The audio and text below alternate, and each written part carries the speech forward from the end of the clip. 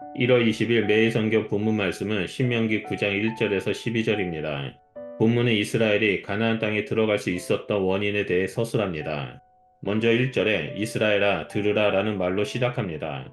모세는 가나안 족속을 너보다 강대한 나라라고 표현합니다. 가나안 민족의 강대함을 표현하기 위해 그들의 성읍은 크고 성벽이 하늘에 이르렀다라고 묘사합니다. 그리고 강대한 나라에 거주하는 자들을 아낙 자손이라고 말합니다.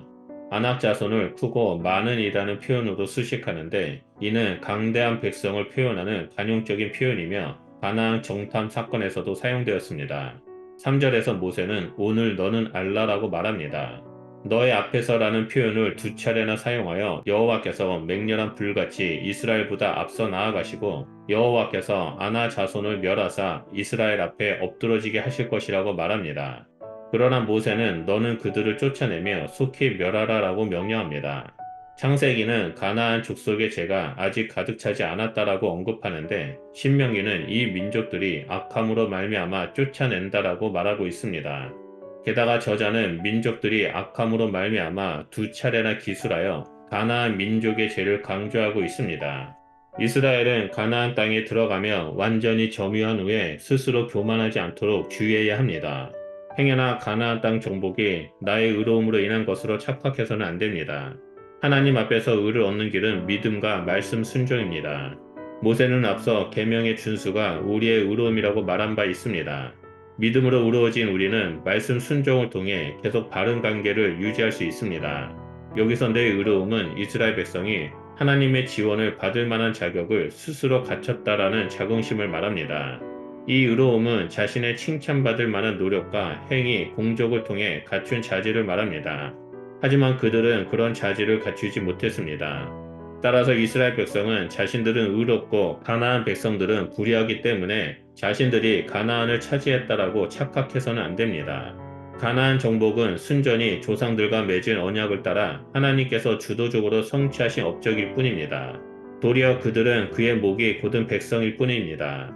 목이 뻣뻣하다, 곧다라는 표현은 이후의 모세 오경에서 이스라엘의 완고한 불순종을 표현하기 위해 집중적으로 등장하고 이스라엘 백성을 비난하는 문맥에서 계속 나타납니다. 이스라엘이 땅을 정복하게 하신 다른 이유 하나는 그 이스라엘의 노력이 아닌 여호와의 선물로 인해서입니다. 저자는 이것은 내 조상 아브라함과 이삭과 야곱에게 하신 맹세를 이루시는 여호와를 통해 재확인합니다. 이스라엘은 의롭기는커녕 광야 생활 내내 목이 뻣뻣하게 하나님께 대항하며 그분을 분노케 했습니다. 특히 호렙산에서 저지른 금송아지 사건은 정탐꾼 사건과 더불어 가장 중대한 역사적 교훈을 남겼습니다. 모세는 시내산에 도착하자마자 하나님의 부름을 받고 시내산 정상에 올라갔습니다. 그는 40일 밤낮을 음식은 물론 물마저 마시지 않은 극단적인 금식을 하며 보냈는데 거기서 십계명 돌판을 받았습니다. 첫 번째 십계명 두 돌판은 하나님께서 직접 자신의 손으로 십계명을 기록하신 돌판이었습니다. 그 십계명은 산 아래에서 그들이 총회에 모였을 때 그들의 귀에 직접적인 음성으로 들려주었던 특별한 11가지 말씀입니다. 40일이 되었을 때 하나님께서는 모세에게 서둘러 하산하라고 명하십니다. 산 아래에서 백성이 스스로 부패하여 강란의 우상 숭배 축제를 벌이고 있었기 때문입니다. 사람들이 자신들과 주변의 모든 것을 난장판으로 만들어 놓았습니다. 26절에서 하나님은 이스라엘 백성을 쓸어내겠다라고 선언합니다. 그러나 모세는 하나님의 지시를 따라 여호수아와 함께 서둘러 산에서 내려왔습니다. 그런데 하나님께서는 이스라엘 백성은 내 백성이 아닌 너의 백성, 곧 너가 애굽에서 인도하여 낸 너의 백성이라고 부르십니다. 이러한 표현은 지금 하나님께서는 그들은 더 이상 내 백성이 아니라고 준엄하게 선언하고 있으며 백성의 문제로 대표인 모세에게 분노하고 있다는 것을 말해줍니다. 그들은 황금 송아지 우상을 자신들을 출애굽시킨 여호와라고 불렀지만 하나님은 이것이 스스로 부패하여 하나님이 명하신 도를 떠난 것이고 자기를 위하여 우상을 부어 만든 것이라고 말씀하십니다. 오늘 본문 말씀을 통해서 우리는 하나님의 말씀에 온전히 순종하는 것과 하나님의 은혜를 기억하며 겸손해야 함을 배울 수 있습니다. 하나님의 백성은 하나님의 말씀대로 살아갈 때 우리 앞에 놓여진 모든 장애물, 안악자손과 같은 강대한 것을 이겨낼 수 있습니다. 우리가 하나님 말씀에 순종한다는 것은 하나님께서 우리를 대신하여 앞장서서 싸우시고 우리는 앞서가신 하나님의 뒤를 따르는 것을 말합니다. 그렇기 때문에 이 땅에서 승리하는 삶, 하나님의 축복을 누리는 삶 모두는 우리의 노력이 아닌 오직 하나님께서 주신 선물이며 은혜라는 사실을 깨닫고 기억하며 살아가야 합니다. 하나님은 우리의 든든한 방패가 되시고 힘과 능력이 되십니다. 우리는 그저 하나님의 품 안에 안겨 나그네의 삶을 살아가는 자들입니다.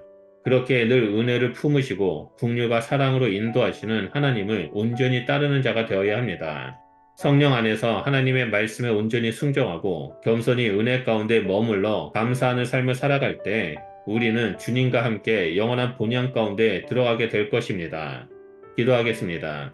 하나님 감사합니다. 우리가 이 땅에서 살아갈 때 수많은 어려움과 역경이 있지만 그 순간에도 하나님께서는 우리보다 앞장서서 모든 것과 싸우고 계심을 보게 해주셔서 감사드립니다.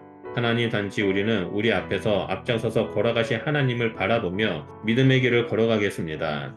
늘 하나님의 말씀을 기억하고 순종하며 앞장서 나아가시는 하나님을 따르며 나아갈 때마다 우리는 이 땅에서 평안을 누리게 될 것이고 결국엔 주님과 함께 영원한 본향 가운데 들어가게 될 것이라 믿습니다.